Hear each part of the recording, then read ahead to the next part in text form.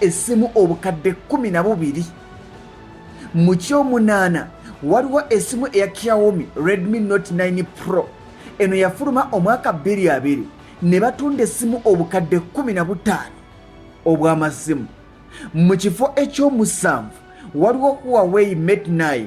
Eno yafuluma omwaka 2016 batunda essimu obukadde 15 n'emitwalo 8. Mu kifo ekyomukaaga waliwo essimu eya Huawei Mate 20. Eno yafuluma omwaka 2018 batunda essimu obukadde 17. Mu kifo ekyokutaano waliwo Huawei Mate 10.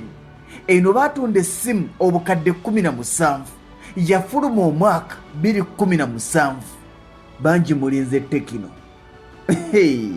Mu kifo ekyokuna mulimu Huawei P30 ne P30 Pro. Eyo nagikwatako yafuluma omwaka 2019 batunda essimu obukadde 20. Tuli ku ssimu z'omu China 10 ezisinze okutunda. Mu kifo ekyokusatu mulimu Xiaomi Redmi Note 7 ya mwaka 2019 batunda amasimu obukadde 20.